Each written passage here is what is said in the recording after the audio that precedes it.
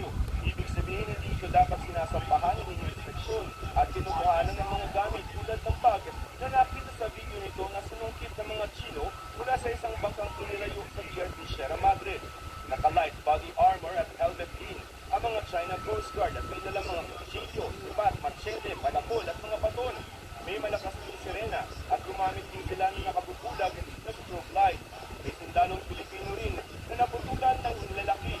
Lahat yan, pwede ani ang argumento para masabing armed attack. Ating era na yung misconception ng tao, masyadong simplistic. May iba bang pwedeng aksyon laban sa China sa ilalim ng NPT? Mga Chino ang mga cellphone at gamit ng mga sundalo na pinapasahuri na ng AFP.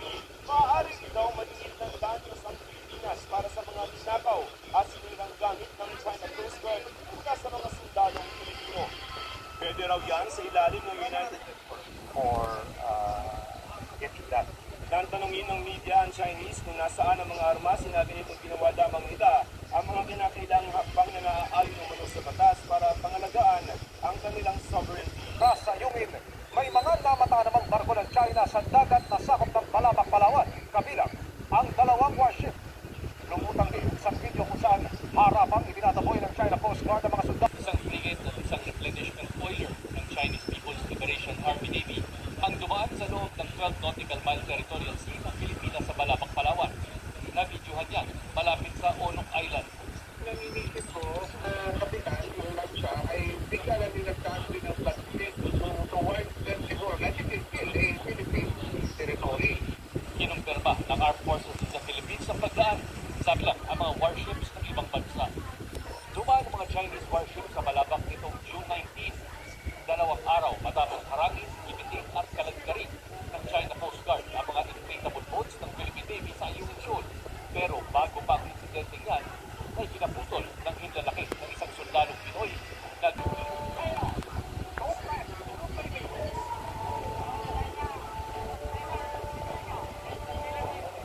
para sa GMA Integrated News, Chino Gaston nakatutok, 24 oras. Formal lang sinapahan ng reklamong Qualified Human Trafficking Lookout Bulletin laban sa kanila. Nakatutok si Sarima Refra. Bitbit ang mga gawa ng dokumento, nag-aay ng reklamong Qualified Human Trafficking ang paong ng PNPCI. Good pieces of evidence tulad ng kanyang ng fact na siya ang nag-apply doon sa dating NOLO, no? Sa NOLO for the local government.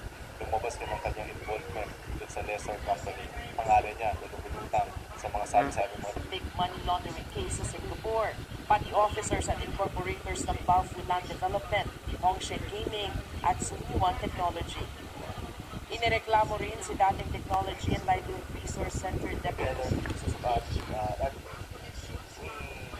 we concluded and we decided that he is part of the plan conspiracy to create Nang salagayin kasi ang Bongo compound sa Bamban, hindi lang scamming activities ang nadiskubre.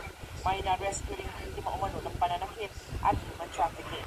Halos 800 dayuhan alang wala raw sapat na ebidensya. Ang koneksyon sa mga kumpanya o individual ay hindi raw sapat para iugnay siya sa human trafficking. Kinukuha pa rin ng GMA Integrated News ang panig ni Kunanan. Bukod sa Porac at Bamban, our fight against this. para sa GMA Integrated News, Sarima Refra, nakatutok 24 oras.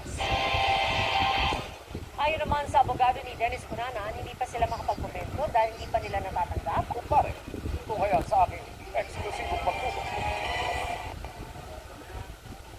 Inikutan ng mga pulis ang isang lugar sa dagat-dagatan Caloocan kung saan inaasahang pupunta ang kanilang target. Isang babaeng police asset ang naging chatmate ng suspect at para ito mapalutang, inimbitahan ng babae ang suspect na magkita sila sa lugar na ito.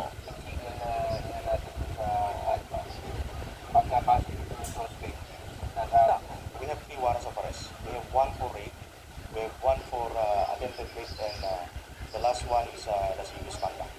Sa investigasyon ng CIDG, ilang beses pinagsamantalahan ng suspect ang anak niyang elementary student, OFW sa Europa, ang ina ng biktima. Ito yung nangyari ng panahon na nagtiwalag sila ng asawa. Detention facility na.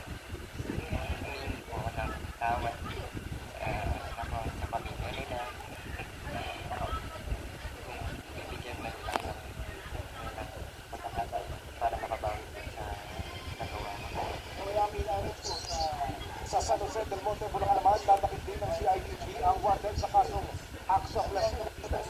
Matapos daw na pagsamantalahan ng